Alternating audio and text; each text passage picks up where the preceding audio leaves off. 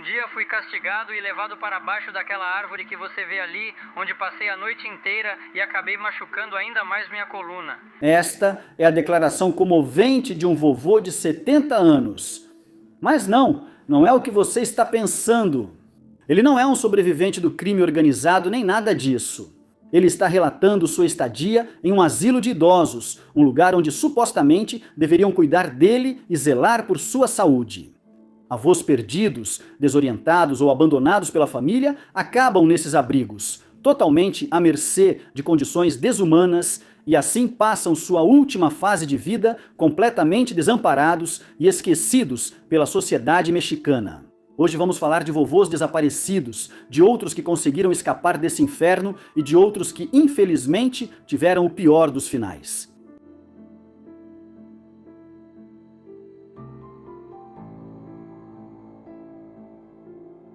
Sou Angélica Bautista, sou uma filha que busca, procuro minha mãe, Marta Guerreiro Galvão. Ela já tem 83 anos agora. Ela desapareceu em 13 de dezembro de 2023 no bairro Parque Residencial Coacalco, município de Coacalco de Berriozaba, no estado do México. Na juventude, Marta Guerreiro Galvão se dedicava ao alpinismo, algo do qual se orgulhou por toda a vida. Ela sempre contava para todos sobre suas aventuras na juventude. Marta sempre se gabava de ter escalado muitas montanhas e vulcões. Graças à sua profissão, ela mantinha uma boa condição física mesmo em idade tão avançada. E meses antes de ela desaparecer, ela se vangloriava muito disso. Sempre ficava se gabando de que tinha subido muitos vulcões. E tinha uma condição física muito boa. Ela é muito magrinha e tem uma condição física excelente. Mas infelizmente, a velhice é igualmente cruel para todos. Embora nunca antes ela tivesse se desorientado dessa forma, em uma ocasião, alguns vizinhos comentaram com sua filha única, Angélica, que a tinham visto desorientada enquanto fazia sua caminhada diária. Preocupada, Angélica tentou convencer sua mãe a não sair mais sozinha. No entanto, a idosa negou tudo e continuou fazendo suas caminhadas. Então, a partir dessa data, eu não sei mais nada sobre ela. A senhora Marta Guerreiro Galvão desapareceu na bairro Parque Residencial, no município de Coacalco de Berriozar. Isso é no estado do México. Em 13 de dezembro pela manhã, sua filha ia trabalhar, mas antes deixou que ela preparasse um café da manhã saudável. Quando eu ia trabalhar, eu comecei a trabalhar às 9 da manhã. E antes de eu sair para trabalhar, eu deixava o café da manhã dela preparado, porque ela já não queria se alimentar direito. Ela só tomava um café e pão. Então eu preparava a fruta dela, um suco. E essa foi a última vez que eu a vi. Levei o café da manhã para ela, acordei ela para tomar café, me arrumei para sair. E desde esse momento eu não sei mais nada dela. Angélica subiu ao quarto com o café da manhã, acordou a mãe e se despediu dela, prometendo voltar logo. No entanto, desde esse momento ela não soube mais nada dela, nada de sua querida mãe. O marido dela me disse que às 11h47 da manhã ela saiu para caminhar. Ela caminhava diariamente. E ele só falou comigo às 4h30 da tarde, então também foi bastante tempo que ele demorou para me avisar. Quando Angélica saiu, Dona Marta se preparou para caminhar. O marido pediu que não demorasse, pois a comida chegaria às 3 da tarde. Ela prometeu não demorar e se despediram, sem saber que ele não voltaria a vê-la. O marido ficou em casa e por volta das 3 horas a comida chegou, mas Marta ainda não tinha voltado, então ele esperou pacientemente para comerem juntos. Às 3 horas a comida chega e ele ainda aparece nas câmeras da rua, porque fica no meio da rua, olhando para todos os lados, esperando por ela, né? E então não, ela nunca voltou. À tarde, Angélica recebeu uma ligação do marido da mãe dela, dizendo que ela ainda não tinha voltado do passeio. Ele disse, sua mãe não chegou.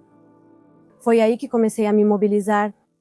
Saí do meu trabalho e pensei, agora vou encontrá-la. Segundo ele, ela tinha saído para caminhar às 11h47 da manhã, mas quando Angélica ficou sabendo, já tinham se passado mais de 4 horas. Desesperada, pediu para sair mais cedo do trabalho e começou a procurar perto de casa, achando que a encontraria desorientada, mas segura. Para isso, passei a enviar mensagens no WhatsApp.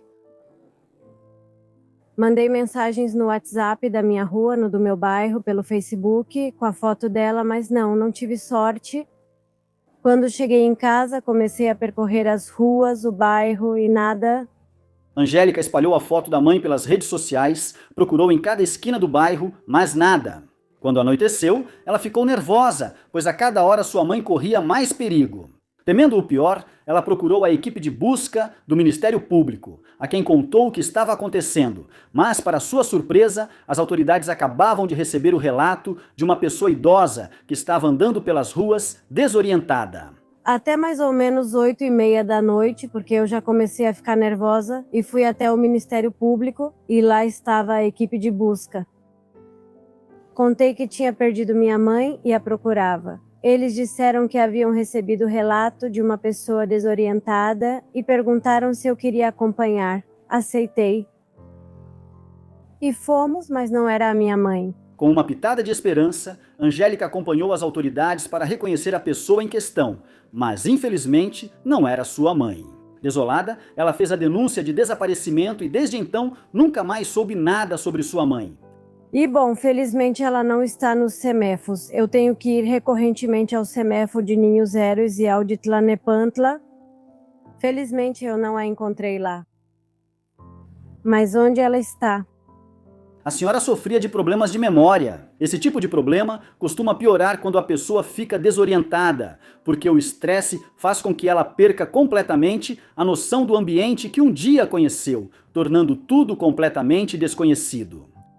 Eu sou sua única filha e acho que ela nem sequer se lembra de mim.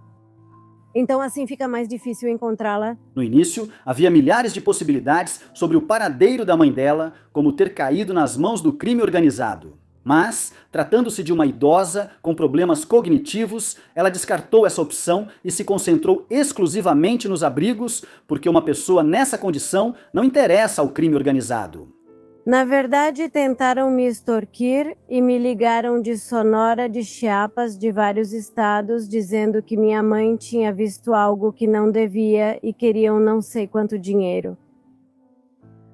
Mas eu não caí nesse golpe e nunca mais voltaram a me ligar. Da última vez eu disse, ok, me manda um vídeo, quero evidências, me manda um vídeo e a gente conversa.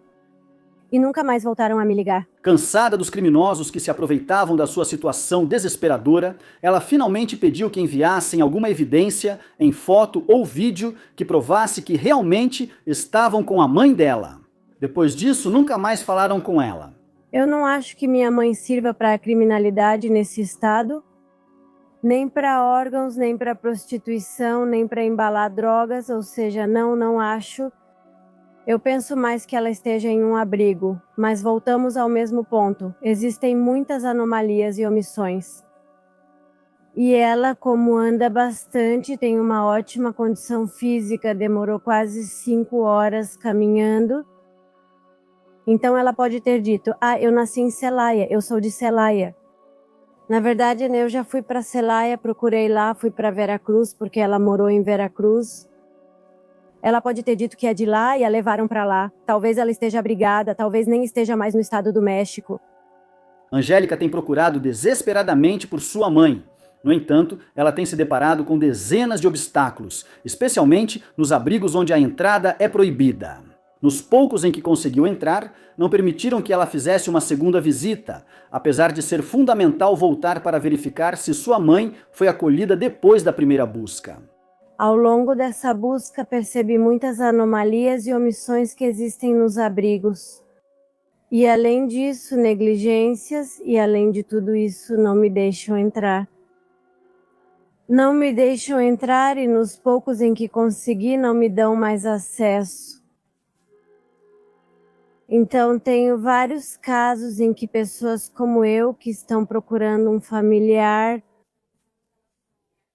me disseram que as pessoas estiveram lá e eles negam ou não os registram. Então é uma confusão, é um problema. Por quê? Como vou encontrá-la? Minha mamãe já sofria um pouco com a memória dela. E ao longo dessa busca, me comentaram que os velhinhos, quando ficam estressados ou desorientados, tendem a perder completamente a memória. Eu sou sua única filha. e acho que ela nem sequer se lembra de mim. Assim fica mais difícil encontrá-la. Então, por isso, eu peço a toda a audiência, a todas as pessoas que me ajudem, que se alguém a viu, alguém deve tê-la visto. E nos abrigos que tenham um pouquinho de humanidade, porque eu estou procurando minha mãe, estou mostrando que perdi minha mãe e mesmo assim não me deixam entrar. Eu lutei muito para entrar nos poucos que consegui. No México, o envelhecimento da população avança a passos largos. Segundo estatísticas para o ano de 2023, 14,7% dos mexicanos tinham 60 anos ou mais, proporção que aumentaria para 20% em 2030 e alcançará 27,7% em 2050. Diante desses números, não parece haver uma estratégia e o país envelhece sem preparação, infelizmente, o que representa uma crise silenciosa. Mas o problema é esse, que não me deixam entrar e que não reportam. A falta de políticas públicas para as pessoas da terceira idade abriu espaço para o surgimento de locais improvisados que prometem ser casas de repouso, mas que funcionam sem pessoal capacitado, sem protocolos, sem supervisão médica e muitas vezes sem respeito aos direitos humanos dos idosos que ficam totalmente à mercê desses lugares.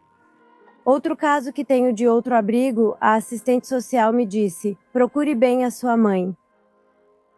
Porque quando comecei a trabalhar aqui, fazia 2 meses que eu tinha começado e já tinha uma ficha de desaparecimento de um senhor na entrada do abrigo. E todo mundo entrava, saía, descia, subia e o senhor estava lá e ninguém tinha percebido. Uma casa de repouso profissional busca melhorar a qualidade de vida dos idosos. Devem contar com uma estrutura, rotinas terapêuticas e atendimento profissional para garantir o bem-estar integral dos residentes. Mas, na verdade, a realidade é bem diferente. Na maioria dos casos, os asilos são projetados apenas para abrigar, não para cuidar. Olha, a verdade é que eu não sei o motivo de serem tão rigorosos, tão negligentes, porque isso é negligência. E eu acho que possivelmente eles os mantêm em más condições. Esse seria o motivo pelo qual não deixam passar. E das vezes que me deixaram entrar, não posso levar celular, a bolsa não. Aí eu digo, tudo bem, eu já disse para eles, ok. Eu me adapto às condições que vocês me disserem e às regras. Se quiserem que eu entre engatinhando, eu entro engatinhando. Se quiserem que eu entre algemada, eu entro algemada, mas me deixem entrar e me deixem ver. A esse problema, soma-se o desligamento emocional de muitas famílias, que optam por deixar seus familiares nesses lugares sem se envolver no acompanhamento, nem exigir qualidade no atendimento. Essa indiferença normalizou práticas negligentes e até mesmo abusivas. Infelizmente, diante desse desinteresse de seus próprios parentes, os idosos sofrem maus tratos físicos, psicológicos, exploração financeira, abandono e até abuso sexual. E outro oficial de plantão de um abrigo me disse: aqui também vieram os familiares de um senhor, procurando por ele, mas negaram que ele estivesse aqui. A família foi embora. Meses depois, eles voltaram novamente para perguntar e disseram, por favor, não, ele não está. E aí acabam vendo ele. Sim, aí está. Não, não é, não se parece. Bem, não se parece, mas é sim, e era sim. Há muitos casos lamentáveis, como o de um homem idoso chamado Macedônio N., que vivia em um centro de repouso localizado na alcaldia de Xochimilco, na Cidade do México. Sua situação viralizou devido à divulgação de um vídeo lamentável. Na verdade, nas imagens é possível ver um homem enquanto varre o chão de um banheiro das instalações do centro de repouso, chamado Mi Amigo El Abuelo. Durante a gravação, ouve-se uma mulher atrás da câmera que o insulta e ofende. Bora, bora! O que te mandam fazer, porco? É o que uma mulher diz enquanto o avô limpa o chão com uma vassoura. Ao terminar, a mulher continua com suas agressões. Vai embora, seu porco de merda! Aparentemente, a mulher que agrediu o idoso não era enfermeira, mas sim cozinheira, e teria sido demitida após o vídeo ser divulgado nas redes sociais. Pora, ola, lá vai pra lá. Ele caiu ali. Todo o seu cocô aí, porco. Após o escândalo, o centro de repouso excluiu sua página do Facebook. No entanto, ainda há uma publicação feita em junho de 2023, na qual oferece seus serviços de cuidador. Até o momento, não se sabe se foram apresentadas denúncias à promotoria da Cidade do México. Ainda não conseguiram recuperar. O mestre Agostinho. Seu familiar.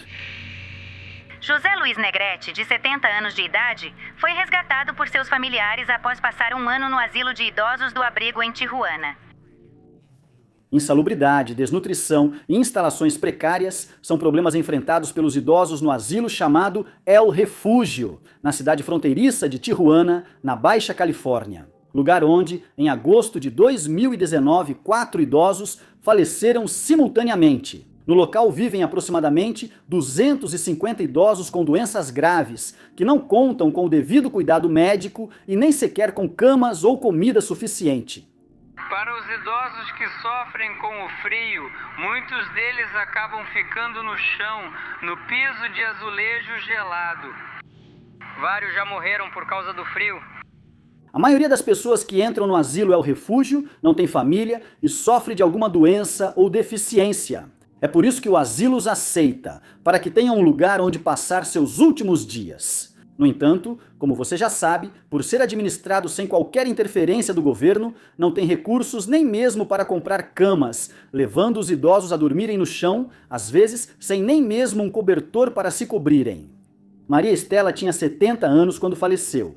Ao que parece, ela havia entrado 2 anos antes e nunca recebeu visitas de seus familiares. Um ano antes, ela sofreu uma embolia que a deixou acamada e ficou assim até o momento de sua morte. O segundo caso foi o de Juana Cervantes, de 72 anos, que viveu em El Refúgio desde o ano de 2013. A pobre idosa tinha câncer de mama e diabetes desde 2015. Ela já estava havia 2 meses na área de enfermaria porque sua situação de saúde era crítica. Ela tinha uma ferida com larvas no peito que não foi tratada direito. Olha, uma senhora que tem câncer no seio, me escute por favor, uma senhora que tem câncer no seio e que tem até larvas. E o senhor que os atende, o enfermeiro que os atende, sabe o que foi que ele disse? Ainda bem que ela tinha larvas, pois elas comiam tudo o que era ruim. A terceira morte no asilo foi a de Manuel Carvajal Valdez, de 77 anos. Ele havia entrado no local diretamente do Hospital Geral, onde esteve internado por sofrer de cirrose. No entanto, quando precisaram lhe dar alta, não havia nenhuma residência para onde levá-lo, nem nenhum familiar para contatar, então optaram por interná-lo no estabelecimento. Nos últimos dias, ele vomitava e sentia muita dor, mas a equipe de enfermagem não pôde oferecer os cuidados necessários, pois aparentemente nada era fornecido. Na verdade, um funcionário do asilo também revelou que faleceu um quarto idoso, conhecido como Dom Shui. No entanto, não foram divulgados detalhes a respeito, nem qualquer informação oficial. É como se eu respirasse um ar de liberdade, porque estar lá dentro e ver o lado ruim disso faz a gente se sentir aprisionado, como um prisioneiro. Embora esses 4 casos tenham sido alarmantes, na verdade, desde 2009 já existiam denúncias anônimas sobre a situação em que viviam os idosos residentes do abrigo. Diante dessa acusação, o diretor do asilo, o pastor José Manuel Martim Acosta, declarou que as carências que eles tinham eram porque o local se mantinha apenas com doações da sociedade civil. Nunca imaginei chegar aqui a esta situação. A dignidade das pessoas acaba, termina aqui. Não é um lixo, mas a gente se sente como uma folha que é arrastada para qualquer lugar.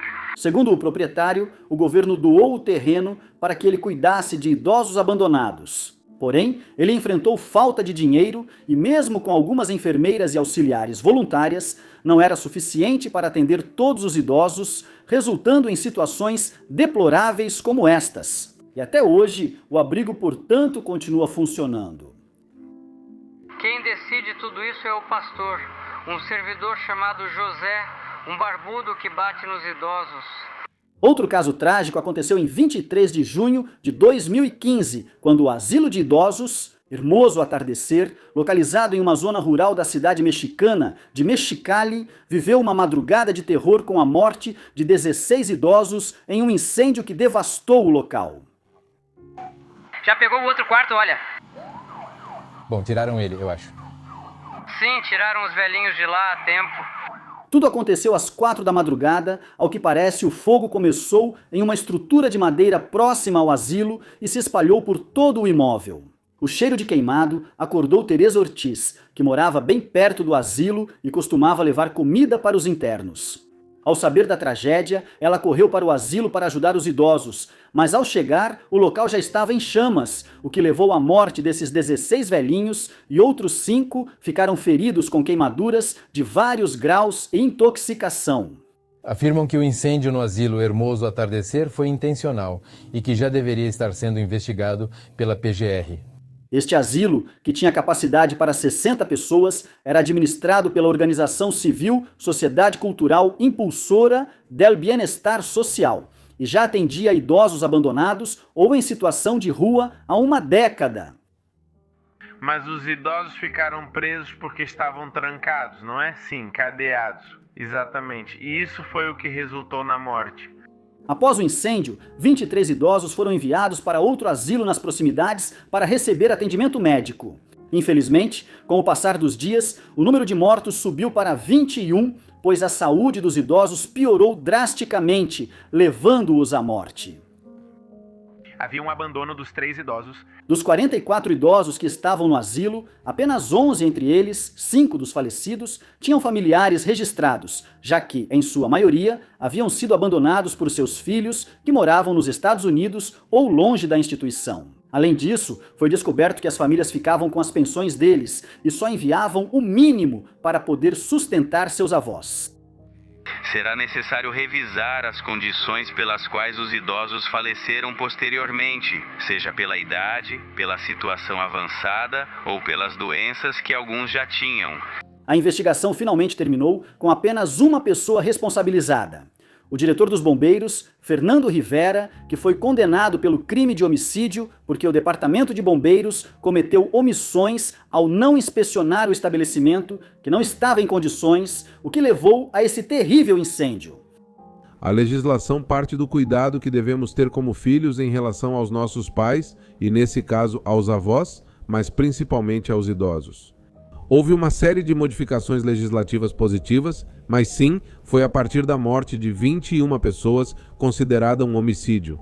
Era tarde de sábado, 21 de setembro de 2024, quando Eusébio Ontiveros Esquivel, de 77 anos, saiu de sua casa localizada em São Pedro de las Colônias e não voltou mais. A última vez que se teve notícia dele foi em um Oxixu, em Vilas del Desierto, perto de sua casa. Seus familiares registraram a denúncia na Promotoria de Pessoas Desaparecidas da região Laguna e na Comissão de Busca do Estado de Coahuila. Mas até o momento não se sabe onde ele está. Há poucos dias fez um ano do seu desaparecimento. Eusébio saiu de sua casa e nunca mais voltou. A Comissão de Busca do Estado de Coahuila emitiu sua ficha com foto e dados gerais. Durante todo esse tempo, membros do Corpo de Bombeiros, Defesa Civil, policiais municipais e estaduais, Ministério Público, Guarda Nacional, Cruz Vermelha, assim como voluntários. E até cães treinados formaram equipes para procurá-lo, contando inclusive com veículos off-road, um avião pequeno e drones. Mas não foi encontrado nenhum indício sobre o seu paradeiro. Desde esse dia, o Corpo de Bombeiros de São Pedro, assim como a Defesa Civil, tem apoiado a família de Eusébio Ontiveros Esquivel em sua busca. Eles vasculharam diferentes comunidades rurais, como Candelaria, São Miguel, São Patrício, São Felipe, Sofia de Abajo, São Rafael de Abajo e São Marcos, entre outros, assim como em loteamentos como Vilas del Desierto, onde ele mora. A Promotoria de Pessoas Desaparecidas também tem oferecido apoio e orientação aos parentes do idoso desaparecido. Grupos de motociclistas como Tóxicos Off-Road São Pedro também se juntaram aos trabalhos de busca por Eusébio Ontiveros Esquivel. De acordo com a ficha de busca, seu Eusébio mede 1,58 m de altura, tem compleição média, pele morena, olhos médios de cor castanha, cabelo liso e grisalho, nariz pontudo, poucas sobrancelhas, lábios finos e boca média. Ele vestia calça jeans azul, camisa xadrez azul claro e tênis brancos. Como sinais particulares, ele tem uma catarata no olho direito, além disso é diabético e sofre de perda de memória. O idoso sofre de diabetes, problemas nos rins e o que mais preocupa seus entes queridos é que ele também tem Alzheimer. Desconcertados, os voluntários sentem que ele sumiu da face da terra, pois foi procurado por terra e ar em longas jornadas, com muitas pessoas e até cães farejadores, sem nenhuma pista de seu paradeiro. Provavelmente o caso de Eusébio seja o mesmo que o de Marta Guerreiro Galvão. Talvez ele esteja perdido em algum abrigo, sem que sua família consiga encontrá-lo devido à falta de ajuda desses estabelecimentos. E é que desde o ano de 2012 até agora, 200 idosos se perdem a cada ano somente na cidade do México. Para você ter uma ideia, esse número é como se a cada 30 semanas, na cidade do México, desaparecesse um vagão de metrô com todos os passageiros sentados e o governo não pudesse dizer se eles estão vivos ou mortos. Existem também algumas hipóteses para explicar por que há tantos idosos desaparecidos que vão desde a deterioração mental natural até o crime organizado. O problema aqui é que eles decidem quem se parece ou não. E se para eles minha mãe não se parece, então aí está o problema. Porque agora minha mãezinha já não se parece mais. Ou seja, deve estar com o cabelo comprido, branco, curto, branco, quer dizer, não sei. Eugênia Galejas, titular da conta Alerta Plateada, iniciativa para buscar idosos pelo Twitter, afirma que diariamente na cidade do México há 12 registros de desaparecimento de idosos. O Alerta Plateada é um mecanismo de reação, busca e reintegração de um idoso registrado como desaparecido ao seu núcleo familiar. Ela foi implementada, aliás, por volta do ano de 2019 pelo governo do Estado do México. E de junho de 2019 a junho de 2019 foram emitidas 2.100 fichas de busca, das quais, com sucesso, 1.624 pessoas foram reintegradas. Isso representa uma efetividade de 77%. 2 vizinhos me disseram que viram minha mãe desorientada. Eu conversei com ela e disse: "Mãe, eu não quero mais que você saia, por favor." Ela me disse: "Não é verdade, eles são um bando de fofoqueiros", foi o que ela disse. Eu falei: "Mãe, não há motivo para mentirem." Então ela já estava muito focada, muito obcecada em sair, em andar. Mas bem, eu realmente acredito que a mamãe está abrigada em algum lugar ou que alguém. Também não descarto essa possibilidade de que alguém a tenha e esteja cuidando dela, esteja dando apoio a ela de forma adequada. Para isso, emitem um boletim de urgência que contém dados do idoso não localizado ou desaparecido, como nome, sexo, data de nascimento, características físicas, compleição, local do desaparecimento e sinais particulares. Com essa ferramenta, não só é emitida a ficha correspondente, mas também, no momento em que o idoso é encontrado, é realizada uma investigação para saber o motivo do seu desaparecimento e, assim, saber se ele pode ser reintegrado à sua família. Ou, caso seja detectado maus tratos e abuso psicológico, físico, patrimonial ou alguma situação de negligência ou abandono, que sejam acolhidos e encaminhados para asilos. Ela é bem magrinha, é bem fininha, mas tem uma condição física muito boa. Ela tem uma cicatriz no lábio inferior direito. Na verdade, falta um pedacinho do lábio, não é muito perceptível, mas falta um pedaço do lábio e a cicatriz vai até aqui.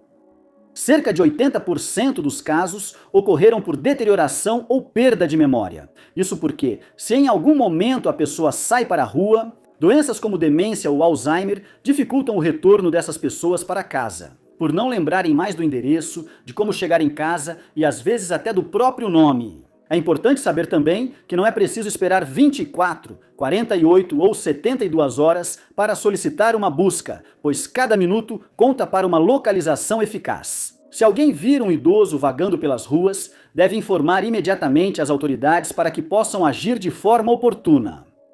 E também tem outro caso de uma moça que estava procurando o pai dela.